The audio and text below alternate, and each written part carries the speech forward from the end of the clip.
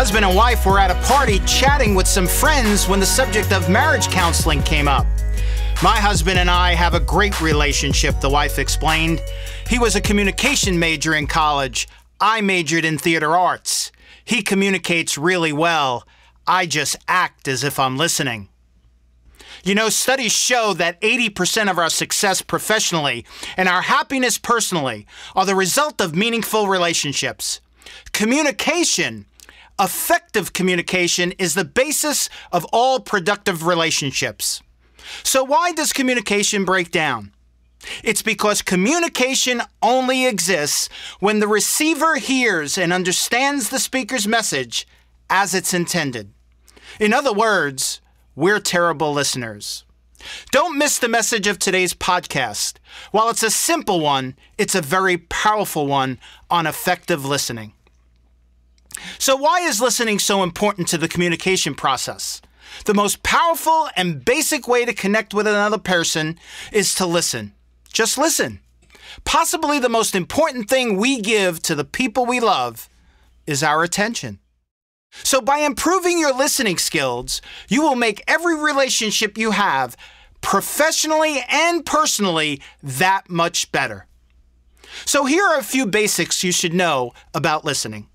Communication is the key to building meaningful relationships. However, listening is the key to communication. In fact, communication comes from a Latin word, communis, which means a commonness of understanding. It's when two people are in sync. Listeners often have problems because no two people hear and interpret a message the same way. There is a real disconnect between listening to the words and hearing and understanding the message correctly.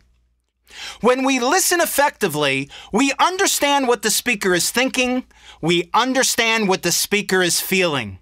It requires you to be unselfishly entered into the other person's point of view and understand a frame of reference other than your own. In other words, it's not easy.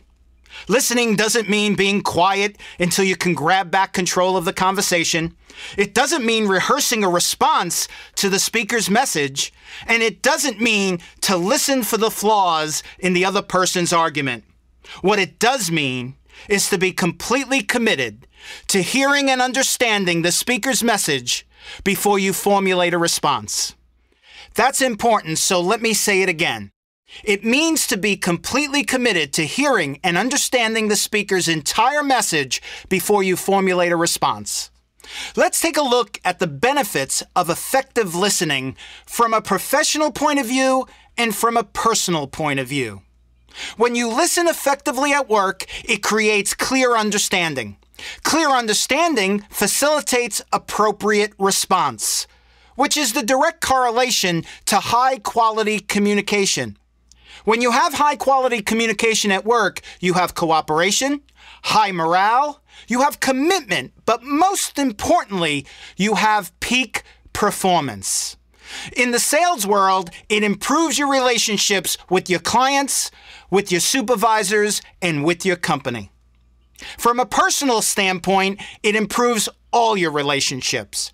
Gary Chapman, the author of the best-selling book, The 5 Love Languages, speaks very clearly of one of the love languages being spending quality time with the people you love. Giving your time, giving your attention to the people you love. It shows you care about them. It shows you love them. It's an unselfish characteristic, and it's one they value and they trust. So why is communication breaking down all the time, and why is listening so difficult? Improvement in anything in life begins with an understanding of the problem. Remember, nothing, absolutely nothing, puts a relationship in jeopardy faster than poor listening. It doesn't take a client long to realize the level of commitment you have to listening to them. With that in mind, to become an effective listener, to show people you care enough to listen, takes focus and discipline. It's a full-time job. So are you prepared to work at becoming a better listener, a better communicator, a better person? In Effective Listening Part 2, we will explore the listening process, and most importantly, we will identify quick, simple strategies to improve your listening skills immediately. So if you've enjoyed this podcast and I've given you reason to pause and think about improving your listening skills, pass this podcast along to friends, family, and colleagues, and drop us a line with your comments and observations to nannyclicks@afcp.org.